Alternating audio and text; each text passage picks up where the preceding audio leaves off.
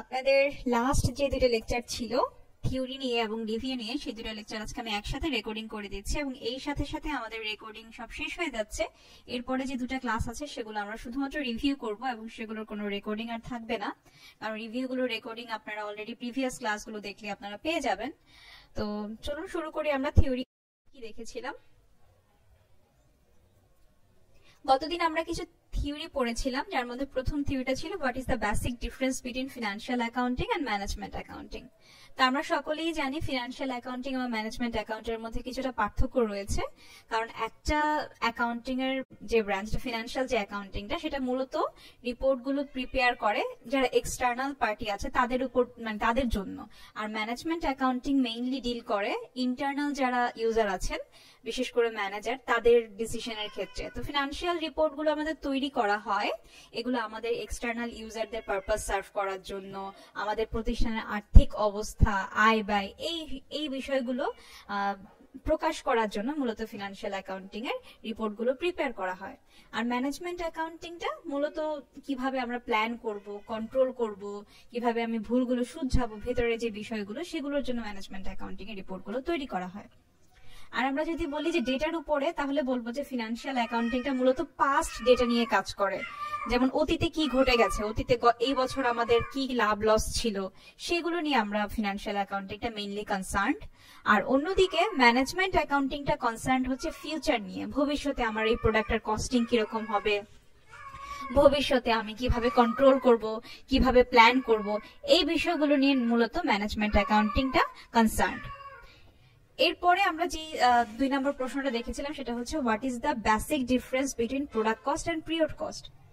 আমরা বলেছিলাম product cost মানে হচ্ছে একটা প্রোডাক্ট তৈরি করতে তার মূল উৎপাদন যে খরচগুলো, তার ম্যাটেরিয়াল কস্ট, তার labour cost plus manufacturing cost, এই সবগুলো বিষয় মিলিয়ে হচ্ছে প্রোডাক্ট কস্ট। তাহলে একটা প্রোডাক্ট তৈরি করতে বা উৎপাদন করতে যে খরচগুলো, অ্যাসোসিয়েটেড যে কস্টগুলো আছে, সেগুলোকে আমরা বলছি প্রোডাক্ট কস্ট। অন্যদিকে পিরিয়ড কস্ট মানে হচ্ছে আমাদের কালীন, মানে সময়, একটা প্রোডাক্ট তৈরি করতে তো আপনার প্রোডাক্ট কস্ট গুলো লাগে, কিন্তু এছাড়াও প্রতিষ্ঠান তো অন্যান্য আরো অনেকগুলো কস্ট আছে, বিভিন্ন মাসিক কিছু খরচ আছে, ত্রৈমাসিক কিছু খরচ আছে, বার্ষিক কিছু খরচ আছে, সেগুলোকে আমরা বলছি আমাদের পিরিয়ড কস্ট। যেমন স্যালারিজ, তারপর হচ্ছে কোনো রিসেপশনিস্ট রাখলে তার কোনো বেতনাদি যদি হয়ে থাকে, সে বা অ্যাডমিনিস্ট্রেটিভ কোনো কস্ট, সেগুলো হচ্ছে আমাদের পিরিয়ড কস্ট, যেগুলো আমরা সময়ের সাথে সাথে বাড়ে বা কমে। এগুলো প্রোডাক্টের সাথে সরাসরি সম্পর্কযুক্ত না, আমরা একটা প্রোডাক্ট তৈরি করতে সরাসরি এই পিরিয়ড কস্ট গুলো প্রয়োজন হয় না, কিন্তু প্রতিষ্ঠান রান করতে গেলে আমাদের পিরিয়ড কস্ট কিছু প্রয়োজন হয়। 3 নম্বর যে প্রশ্নটা ছিল সেটা হচ্ছে গিয়ে আমরা বলেছিলাম কস্ট বিহেভিয়ারটা কি। কস্ট বিহেভিয়ার মানে হচ্ছে একটা কস্ট, তার কিছু নিজস্ব ধরন আছে, কোন কস্টটা প্রোডাক্টের অ্যাক্টিভিটির সাথে বাড়ে, কোন কস্টটা প্রোডাক্টের অ্যাক্টিভিটির সাথে বাড়ে না, স্থির থাকে, এই যে ধরনগুলো, এগুলোই মূলত কস্ট বিহেভিয়ার। তো এখানে সাথে আরো একটা ছোট্ট প্রশ্ন ছিল, a variable cost is a cost that varies per unit of a product whereas fixed cost is a constant per unit of a product, do you agree or explain. এর মানে হচ্ছে যে ভ্যারিয়েবল কস্টটা প্রত্যেকটা ইউনিটের প্রোডাক্টের সাথে সাথে ভ্যারি করে, এটা সত্য কিনা। আর যেখানে ফিক্সড কস্টটা কনস্ট্যান্ট থাকে প্রোডাক্টের ইউনিটের সাথে, ইউনিট মানে হচ্ছে প্রোডাক্ট বাড়লে কস্ট বাড়বে, এরকম কি ভ্যারিয়েবল কস্টটা? ইয়েস, ভ্যারিয়েবল কস্টটা ইউনিট বাড়লে ভ্যারিয়েবল কস্টটাও সাথে সাথে বাড়ে। আমরা একটা উদাহরণ দেখে বলেছিলাম, যদি আমাদের একটা টেবিল তৈরি করতে যদি আমাদের 1 ইয়ার্ড কাঠ লাগে, তাহলে 2টা টেবিল তৈরি করতে আরেকটু বেশি লাগবে, 3টা টেবিল তৈরি করতে আরেকটু বেশি লাগবে। কাপড়ের ক্ষেত্রেও তাই, আমরা যদি কাপড় তৈরি করতে যাই, একটা ড্রেস তৈরি করতে গেলে আমার 1 গজ কাপড় লাগবে, আর 2টা ড্রেস তৈরি করতে গেলে 2 গজ লাগবে। এভাবে করে ভ্যারিয়েবল কস্টটা কি হয়, বেড়ে যায়। অন্যদিকে ফিক্সড কস্টটা ইউনিটের সাথে সাথে বাড়ে না, এটা কম, মানে ফিক্স থাকে, বাড়েও না কমেও না। এর উদাহরণ হিসেবে আমরা দেখেছিলাম, আমাদের বাড়ি ভাড়ার কথা বলেছিলাম, বা আমাদের কোথাও যদি আমাদের কাউকে ফিক্সড রাখা হয় তার স্যালারিজ, যেমন আমি একজন সুপারভাইজার রাখলাম, সুপারভাইজার আমি যদি কাজ, সে যদি সুপারভাইজ নাও করে, তাকে মাস শেষে বেতন দিতে হচ্ছে। তো এই ধরনের কস্ট গুলো হচ্ছে আমাদের প্রোডাক্টের জন্য ফিক্সড কস্ট, যেগুলো প্রোডাক্টের অ্যাক্টিভিটি বাড়লে সাথে সাথে বাড়ছে বা কমছে না। 4 নম্বর প্রশ্নটা ছিল define with example differential cost, opportunity cost, sunk cost ইত্যাদি ইত্যাদি। ডিফারেন্সিয়াল কস্ট মানে হচ্ছে আমরা যখন সিদ্ধান্ত নিতে যাই, দুইটা অল্টারনেটিভের মধ্যে যখন আমরা সিদ্ধান্ত নিতে যাই তখন একটা মাঝখানে যদি একটা কস্টটা ডিফারেন্স হিসেবে দাঁড়ায় সেটাকে আমরা বলছি ডিফারেন্সিয়াল কস্ট। আমরা যদি আজকে একটা বই কিনতে যাই, সেই বইটার দাম যদি 100 টাকা হয়, সেম কোয়ালিটির অন্য একটা বই যদি আমি কিনতে যাই সেটার দাম যদি 120 টাকা হয়, তাহলে এই দুটার মধ্যে ডিফারেন্সিয়াল কস্ট হচ্ছে 20 টাকা। এরকম ভাবে আমরা ডিফারেন্সিয়াল কস্টটাকে ধরতে পারি। অপরচুনিটি কস্টটা কি? অপরচুনিটি কস্টটা মানে হচ্ছে আমরা যে বেনিফিটটা ফরগো করলাম, মানে দুইটা অপরচুনিটি থাকতে পারে আমার সামনে, দুইটা না, তিনটা, চারটা, পাঁচটাও থাকতে পারে, অনেকগুলো অপরচুনিটি থাকতে পারে। আজকে হয়তো আমি কোনো একটা চাকরির জন্য চেষ্টা করছি, তো সেখানে আমার হয়তো অনেকগুলো অপরচুনিটি, তো আমি একটা হয়ে গেছে আমার হয়তো বা দুইটা চাকরি, পাশাপাশি দুইটা চাকরি হয়ে গিয়েছে। একটা চাকরিতে বেতন অনেক ভালো, হয়তো বা এরকম $10,000 একটা বেতনের একটা চাকরি, অন্যদিকে অন্য আরেকটাতে হয়তো $8,000, কিন্তু আমার হয়তো ওখানকার সুবিধা অনেক ভালো, অন্যান্য ফ্যাসিলিটিস গুলো অনেক ভালো। তাহলে আমি যদি 10,000 টাকার চাকরিটা ছেড়ে দিয়ে এই 8,000 টাকার চাকরিটা জয়েন করি, তাহলে যে বেনিফিটটা আমি ফরগো করলাম সেটা হচ্ছে আমার অপরচুনিটি কস্ট। কিংবা একটা কাজের পরিবর্তে যখন আমরা আরেকটা কাজ করি, যেমন আমার একটা ছোট্ট একটা স্পেস আছে, তো সেই জায়গাটাতে আমি কি করি, একটা চায়ের দোকান দিয়েছি, তো চায়ের দোকান দিয়ে সেখানে ভালো একটা বিজনেস হচ্ছে, তো সেটার বদলে আমি কি করতে পারতাম, চাইলে ওই স্পেসটাকে ভাড়া দিতে পারতাম। তো এখন এই যে স্পেসটাকে আমি ভাড়া দেইনি, যত টাকা ভাড়া দিতে পারতাম, যেটা আমি ফরগো করলাম, সেটা হচ্ছে আমার অপরচুনিটি কস্ট। তো এই সিদ্ধান্তগুলোর মধ্যে আমাদের কস্ট অ্যাসোসিয়েটেড থাকে। এরপরে হচ্ছে সাঙ্ক কস্ট। এর মানে হচ্ছে গিয়ে যে কস্টটা অলরেডি হয়ে গিয়েছে, যেটা আর কখনোই কোনোভাবেই এটা রিকভার করা পসিবল না। এটা আমরা বারবার ক্লাসে এই কস্টগুলো নিয়ে পড়েছি। যে কস্টটা কখনোই কোনোভাবে রিকভার করা পসিবল না, সেটাকে আমরা বলছি সাঙ্ক কস্ট। এই সাঙ্ক কস্টটা আমরা সাধারণত আমাদের পেয়ে থাকি ডেপ্রিসিয়েশন হিসেবে। যেমন আমাদের কোনো একটা মেশিন আমি কিনে ফেলেছি, মেশিনটাকে আর কোনোভাবেই বিক্রি করা যাচ্ছে না, রিসেল কোনো ভ্যালু নাই, এটা একটা সাঙ্ক কস্ট। নাম্বার 5 যে প্রশ্নটা ছিল সেখানে কিছু শর্ট নোট লিখতে বলেছিল। একটা হচ্ছে just in time. Just in time হচ্ছে এমন একটা প্রোডাকশন বা ম্যানুফ্যাকচারিং ওয়ে যেখানে আপনার প্রোডাক্ট অর্ডার করার পরে, মানে হচ্ছে তারা অর্ডার রিসিভ করার পরে এরপরে গিয়ে তারা প্রোডাকশনে যায়, মানে এইমাত্র অর্ডার পেলাম, এইমাত্র প্রোডাকশনে গেলাম, তারপরে আমি কি করলাম, ডেলিভার করলাম। এই হচ্ছে একটা প্রসেস। এগুলো সাধারণত পচনশীল পণ্যের ক্ষেত্রে বা পচনশীল প্রোডাক্টের ক্ষেত্রে আমরা সাধারণত জাস্ট ইন টাইমটা, আবার যারা কাস্টমাইজ প্রোডাক্ট নেয় তারাও জাস্ট ইন টাইম প্রসেসটা ফলো করে, যে আমি অর্ডার পাওয়ার পরে তারপরে গিয়ে আমি কাস্টমাইজেশনে যাব, তারপরে গিয়ে করব। এক্ষেত্রে কিছু সুবিধা যেমন আছে, কিছু অসুবিধাও আছে। সুবিধাগুলো আমরা পড়েছিলাম, যেমন আমাদের ওয়্যার হাউসে অনেক দিন ধরে কোনো কিছু পড়ে থাকে না, মানে অনেক ইনভেন্টরি পড়ে থাকে না। তেমনি আবার কি করতে পারি, আমরা খুব তাড়াতাড়ি ক্লিয়ার করে ফেলতে পারি, আমাদের অর্ডার গুলো ওয়েস্টেজ কম হয়। এগুলো কিছু সুবিধা আছে। আবার অন্যদিকে অসুবিধাও কিছু আছে, হয়তো বা এখানে আমাদের একটু সময় বেশি লাগে কাস্টমার অর্ডারটা মানে তৈরি করে পৌঁছাতে, সেই সময়টা আমাদের হয়তো একটু বেশি লাগে এই জাস্ট ইন টাইমটা আমরা যদি ফলো করি।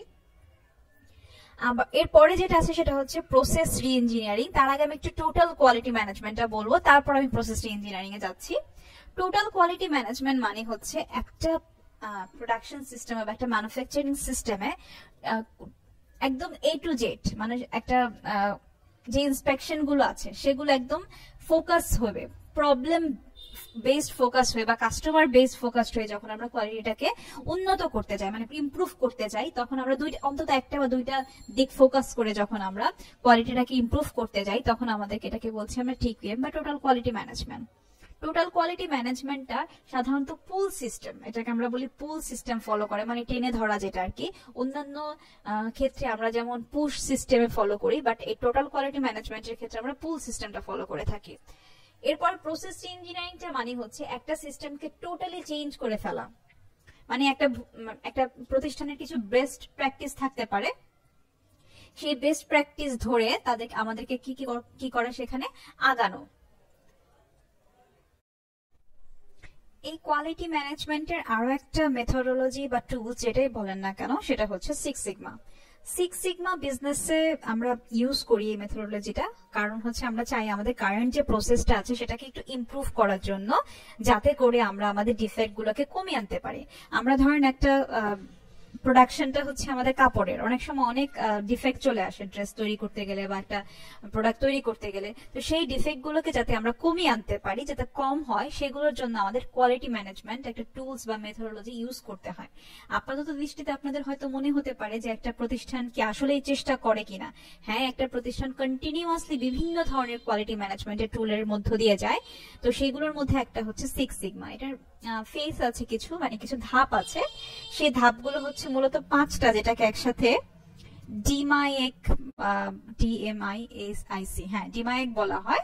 এটার ফুল মিনিং হচ্ছে ডিফাইন, মানে প্রথমে আমাদের প্রবলেমটাকে ডিফাইন করতে হয়, কাস্টমার কারা, প্রবলেমটা কি, প্রজেক্ট ম্যানেজমেন্টের আলটিমেট গোলটা কি এবং এক্সপেকটেশনটা কি কাস্টমারদের কাছ থেকে, সেগুলো আমরা প্রথমে ডিফাইন করে ফেলি। এরপর আমরা মেজার করার চেষ্টা করি, এম ফর মেজার। দ্বিতীয় ধাপে গিয়ে আমরা মেজার করার চেষ্টা করি আমাদের বর্তমান যে পারফরমেন্সটা আছে সেটা কিরকম, একটা এস্টাবলিশড ডেটা দিয়ে আমরা সেটাকে মেজার করার চেষ্টা করি। এরপর আমরা চেষ্টা করি অ্যানালাইজ করার, এ ফর অ্যানালাইজ। অ্যানালাইজ করার চেষ্টা করি কিভাবে, যে আমাদের রুট কারণটা কি, আসলে যে ডিফেক্ট গুলো হচ্ছে, আইডেন্টিফাই ভুলগুলো যে হচ্ছে বা এই যে খারাপ প্রোডাক্ট গুলো তৈরি হচ্ছে, এগুলো অ্যানালাইজ করার রুট কারণটা আমরা জানতে চাই। এরপরে আমরা আই ফর ইমপ্রুভে যাই, মানে হচ্ছে আমরা কিভাবে আমাদের প্রসেসটাকে ইমপ্রুভ করতে পারি যেন আমাদের ডিফেক্ট গুলা কম হয় বা ভুলগুলা কম হয়। এরপর আমরা সর্বশেষ ধাপে গিয়ে আমরা নিউ প্রসেসটাকে কন্ট্রোল করার চেষ্টা করি, টু অ্যাভয়েড করার জন্য, যাতে আমাদের ওল্ড যে হ্যাবিট গুলো ছিল, প্রিভিয়াস যে হ্যাবিট গুলো ছিল, সেগুলো যেন আবার নতুন করে এবছরও না থাকে বা এই প্রোডাকশনেও যাতে না থাকে। এই 5টা ফেজ, প্রথমত ডিফাইন, এরপরে মেজার, এরপরে অ্যানালাইসিস এবং এরপরে ইমপ্রুভ এন্ড লাস্টলি কন্ট্রোল, এই 5টা ফেজ ইউজ করে আমরা সিক্স সিগমা এই টুলটা আমরা ব্যবহার করে থাকি আমাদের প্রতিষ্ঠানের ম্যানুফ্যাকচারিং এর ক্ষেত্রে কোয়ালিটি কন্ট্রোলের জন্য। 6 নম্বর যে প্রশ্নটা ছিল, what is mean by company CM ratio. CM ratio মানে হচ্ছে আমরা সকলেই জানি কন্ট্রিবিউশন মার্জিন রেশিও, মানে আমাদের সেলস থেকে ভ্যারিয়েবল কস্ট গুলো বাদ দেওয়ার পর যেটা থাকে রিমেইনিং, সেটাই হচ্ছে আমাদের সিএম। এখন আমরা যদি এই সিএম এর রেশিওটা জানতে চাই, তাহলে আমাদেরকে কি করতে হবে, সিএমটাকে আমাদের সেলস দিয়ে ভাগ দিলে আমাদের সিএম রেশিওটা চলে আসবে।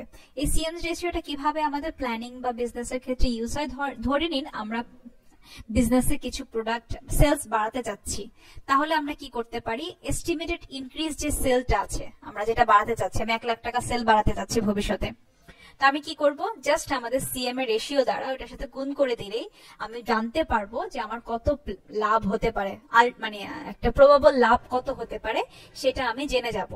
তো এইভাবে করে আমরা তখন ডিসিশন নিতে পারি আদৌ আমি প্রফিটটা বাড়াবো কিনা, আদৌ আমি সেলসটা বাড়াবো কিনা। সিএম রেশিওটা আমার এই ধরনের ক্ষেত্রে, প্ল্যানিং এর ক্ষেত্রে, বিজনেসে কাজে লাগতে পারে। 7 নম্বর প্রশ্নটা ছিল, what is mean by break even point. আমরা এটা অনেকবার ক্লাসে পড়েছি। ব্রেক ইভেন পয়েন্ট মানে হচ্ছে যে এমন একটা কোয়ান্টিটি, যে কোয়ান্টিটিতে প্রতিষ্ঠানের লাভ বা লস কিছুই হয় না, তার মানে হচ্ছে প্রফিট ইজ ইকুয়াল টু 0। তাহলে এর 3টা অ্যাপ্রোচ আছে, আমরা দেখেছিলাম। একটা অ্যাপ্রোচ হচ্ছে স্টেটমেন্ট অ্যাপ্রোচ, আরেকটা হচ্ছে আপনাদের ফর্মুলা অ্যাপ্রোচ, আরেকটা হচ্ছে ইকুয়েশন অ্যাপ্রোচ। এই 3টা অ্যাপ্রোচের মাধ্যমে আমরা আমাদের ব্রেক ইভেন পয়েন্টটাকে বের করতে পারি, মানে কত কোয়ান্টিটি সেল করলে প্রফিটটা 0 হবে সেটা আমরা বের করতে পারি। 8 নম্বর প্রশ্নটাই বলেছে, how does the opportunity cost enter into the make or buy decision. কিভাবে অপরচুনিটি কস্টটা মেক এবং বাই ডিসিশনের মধ্যে তৈরি হয়। যেমন আমরা যদি কোনো কিছু বানাবো নাকি তৈরি করব, এটা যদি সিদ্ধান্ত নিতে যাই, তখন আমাদের সাথে পাশাপাশি কি করতে হয়, হুট করে তো একটা সিদ্ধান্ত নিতে পারি না, তাই না?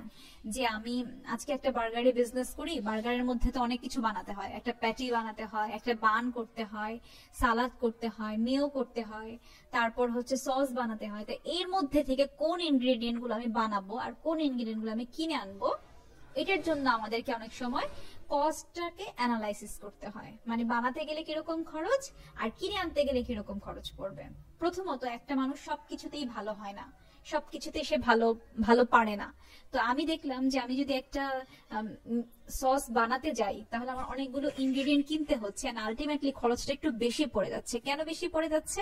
কারণ আমি খুব অল্প পরিমাণে সস বানাচ্ছি, যার কারণে এমন কিছু প্রোডাক্ট আমার এর জন্য কিনতে হচ্ছে যেগুলো আসলে অল্প পরিমাণ সসের জন্য একটু একটু ইউজ হয়ে বাদ বাকিগুলো থেকে যাচ্ছে। তো এই ক্ষেত্রে আমি ডিসিশন নিলাম যে আমি হচ্ছে বাদ বাকি জিনিসগুলো বানাবো, আর এই সসটা যে বাজারে যেটা অ্যাভেলেবেল আছে সেখান থেকে জাস্ট কিনে নিয়ে আসবো। তাহলে কি হলো, আমার কিছুটা কস্ট সেভ হলো। তো এই যে যেটা ফরগো করলাম, যেটা যেতে দিলাম, সেই ধরনের ডিসিশনের ক্ষেত্রে আমার অপরচুনিটি কস্টটা অনেক সময় কি হয়, এন্টার করেন যে আমি এটাকে বানাবো না কিনবো, এই মেক অর বাই ডিসিশন, তো ছোট্ট করে উদাহরণ দিলাম, প্রোডাকশনের ক্ষেত্রে অনেক বড় বড় ক্ষেত্রে এই ধরনের ডিসিশনে ওরা মাঝে মধ্যে যায় যে আমরা কি করব। এরপর আমাদের 9 নম্বর যে প্রশ্নটা ছিল সেটা ছিল which are the 3 commonly used tools to evaluate the significance of financial statement data। তিনটা টুলস আমরা পড়েছি, একটা হচ্ছে আপনাদের হরিজন্টাল অ্যানালাইসিস, একটা হচ্ছে ভার্টিক্যাল অ্যানালাইসিস, অন্য একটা হচ্ছে রেশিও অ্যানালাইসিস। এগুলো আমাদের ফিনান্সিয়াল স্টেটমেন্টটাকে এভালুয়েট করার ক্ষেত্রে ইউজ হয়। আমরা হরিজন্টাল অ্যানালাইসিসের মাধ্যমে ট্রেন্ড অ্যানালাইসিস করতে পারি, একটা বছরের সাথে অন্য একটা বছরের তুলনা করতে পারি। অন্যদিকে ভার্টিক্যাল অ্যানালাইসিসের সাথে আমরা আমাদের সম্পদের কত অংশ হচ্ছে কারেন্ট অ্যাসেট এটুকু জানতে পারি, টোটাল লায়াবিলিটিজ এর কত অংশ কারেন্ট লায়াবিলিটিজ এরকম জানতে পারি। আর রেশিও অ্যানালিসিসের মাধ্যমে তো আমরা অনেক কিছুই জানতে পারি, অনেক সিদ্ধান্তই নিতে পারি। রেশিও অ্যানালিসিসের মাধ্যমে আমরা বলতে পারি আমরা কোন কোম্পানিটা প্রফিটেবল, কোন কোম্পানিটা অনেক তাড়াতাড়ি লিকুইডে পরিণত করতে পারে, কোন কোম্পানিটা খুব সহজে এদের অ্যাকাউন্টস রিসিভেবল গুলো পরিশোধ করতে পারে, সেই ধরনের তথ্যগুলো আমরা এই অ্যানালাইসিস থেকে জানতে পারি। 10 নম্বরটাই বলেছে as a sales manager what kind of strategy would you take to increase the sales volume। একজন সেলস ম্যানেজার হিসেবে আপনি কি ধরনের স্ট্র্যাটেজি গ্রহণ করবেন সেলসটা বাড়ানোর জন্য। এটা আমরা ক্লাসে অঙ্কও করেছিলাম, দেখেছিলাম। তখন আমি যদি একজন সেলস ম্যানেজার হই আমি নানা ধরনের স্ট্র্যাটেজি নিতে পারি। আমি হয়তো একজন সেলস ম্যান হায়ার করতে পারি, আমি হয়তো প্রণোদনা দিতে পারি, আমি হয়তো তাদেরকে মোটিভেশন দিতে পারি, তাদেরকে ভালো বেনিফিট দিতে পারি, আমার প্রোডাক্টের কোয়ালিটি ভালো করতে পারি, অ্যাডভার্টাইজ করতে পারি, অনেক কিছু করতে পারি, তাই না? আপনাদের পছন্দ মতো যে স্ট্র্যাটেজিগুলো আপনি নিজে করবেন সেগুলো আপনি লিখবেন। নাম্বার 11 হচ্ছে what are the financial statement. Financial statement কোনগুলো এবং how many types of financial statements are prepared as per the is. আমরা জানি ফিনান্সিয়াল স্টেটমেন্ট মানে হচ্ছে যেখানে প্রতিষ্ঠানের আর্থিক অবস্থার বিবরণী থাকে।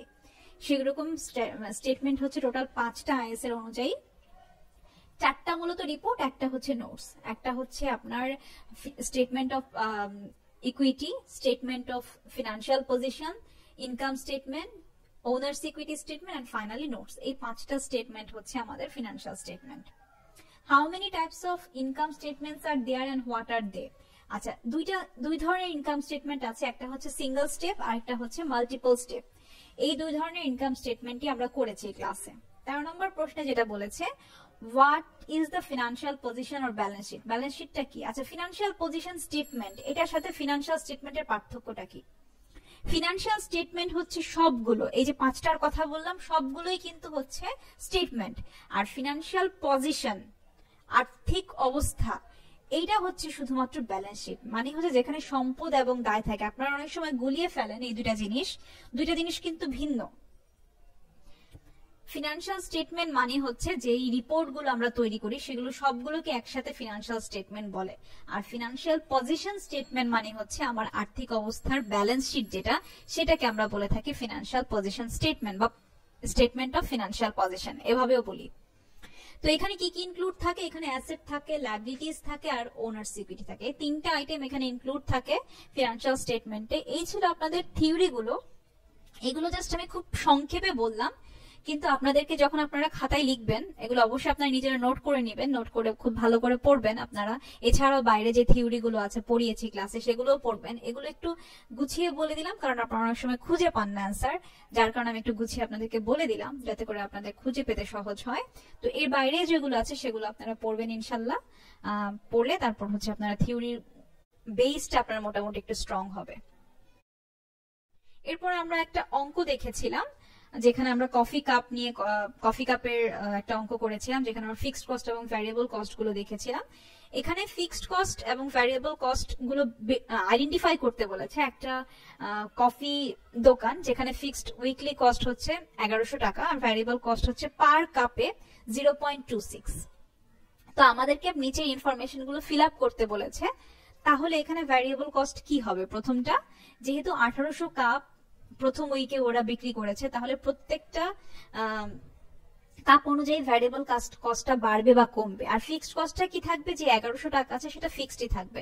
এখানে দেখেন আমি সমাধান আপনাদের এখানে করিয়ে দিয়েছি, যে ফিক্সড কস্টের জায়গায় সবগুলো 1100 করেছি, আর ভ্যারিয়েবল কস্টের জায়গায় 2.6 যেটা আছে সেটার সাথে শুধুমাত্র যে 1800 গুণ করেছি, 1900 গুণ করেছি, আর 2000 গুণ করেছি, যার যার উইকের সাথে তার। এরপর দুইটা যোগ করেছি, টোটাল কস্টটা বের করেছি। এরপর average cost of per cup বের করার জন্য উপরে যে নাম্বার অফ কাপ দেয়া ছিল সেটা দিয়ে টোটাল কস্টটাকে ভাগ দিয়েছি, তাহলে আমাদের এভারেজ কাপ কস্ট বের হয়ে এসছে। এই ছিল খুব ছোট্ট একটা অঙ্ক, যেটা আমরা ক্লাসে নিজেরাই করেছিলাম। এরপর আমরা আরো একটা ম্যাথ দেখি, যেটা হচ্ছে একটা হোটেলের একটা ম্যাথ দেখেছিলাম, যেখানে আমরা বলেছিলাম অনেকগুলো মাস দেয়া ছিল, সেখান থেকে আমাদের হাইলো মেথড অনুযায়ী আমাদেরকে ইলেকট্রিসিটির কস্ট বের করতে বলেছিল। এটা আমরা ক্লাসে আগে অনেকবার পড়েছি, আর খুব ডিটেলস রিভিউ কিছু করছি না, যেহেতু আমরা ক্লাসে এটা আগে এই ধরনের অনেকগুলো অঙ্ক করেছি। যে হাইলো মেথড অনুযায়ী মেইনলি আমাদেরকে কি করতে হয়, প্রথমে হাই অ্যাক্টিভিটিটা খুঁজে বের করতে হয়, এরপর আমাদের লো অ্যাক্টিভিটিটা খুঁজে বের করতে হয়। এখানে আমাদের হাই অ্যাক্টিভিটি হচ্ছে অগাস্টের অ্যাক্টিভিটি, আর লো অ্যাক্টিভিটি হচ্ছে অক্টোবরের অ্যাক্টিভিটি। এখন আমরা কি করেছিলাম, এরপরে আমরা জাস্ট দুইটা অ্যাক্টিভিটি থেকে বাদ দিয়ে আমরা হচ্ছে চেঞ্জটাকে বের করেছিলাম। এখানে দেখেন আমরা হাই অ্যাক্টিভিটি লিখে ফেলেছি আর লো অ্যাক্টিভিটিটাও লিখে ফেলেছি, তারপর আমরা দুইটার মধ্যে ডিফারেন্সটা খুঁজে বের করেছি। ডিফারেন্সটা খুঁজে বের করে আমরা চেঞ্জের যে কস্টটা, এই যে কস্টের যে চেঞ্জটা আছে এখানে, ইলেকট্রিক কস্টের চেঞ্জটাকে ভাগ দিয়েছি আমাদের অ্যাক্টিভিটিস দিয়ে বা অকুপেন্সি ডেজ দিয়ে ভাগ দিয়েছি। ভাগ দেওয়ার পর যা পেয়েছি সেটাই হচ্ছে আমাদের ভ্যারিয়েবল কস্ট। আর ফিক্সড কস্ট এলিমেন্টটা কিভাবে বের করেছি, ফিক্সড কস্ট এলিমেন্টটা আমরা বের করেছি টোটাল কস্ট থেকে ভ্যারিয়েবল কস্ট এলিমেন্টটা বাদ দিয়ে। টোটাল কস্টের ক্ষেত্রে আমরা হাইটাও নিতে পারি অথবা লোটাও নিতে পারি, যে কোনো একটা নিলেই আমাদের হবে। তো আমরা এখানে হাইটা নিয়ে করেছি, আপনি চাইলে লোটা নিয়েও করতে পারেন।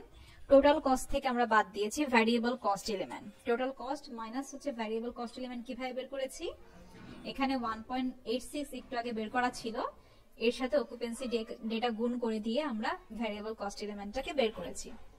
তারপর আমরা এখান থেকে ফিক্সড কস্টটাকে পেয়েছি। আমাদেরকে বলেছিল what are the other factors that can be affect the total electric cost other than the occupancy day. অন্যান্য আর কি কি কারণে ইলেকট্রিক কস্ট বাড়তে পারে বা কমতে পারে। আপনারা ক্লাসে অনেকগুলো কারণ বলেছিলেন, যেসব কারণে অকুপেন্সি ডে গুলো বাড়তে পারে বা অকুপেন্সি ডে ছাড়াও ইলেকট্রিক কস্ট বাড়তে পারে। হতে পারে কনজিউমারের বিহেভিয়ার, সে হয়তো ফ্যান ছেড়ে চলে গিয়েছে, হতে পারে সিজনাল ইস্যু, হতে পারে কোনো ত্রুটি, এই ধরনের নানা কারণ হতে পারে। আদার ফ্যাক্টরস গুলো ছিল। এই ছিল আপনাদের লাস্ট দুইটা লেকচার একসাথে আমি রিভিউ করে দিলাম। একটু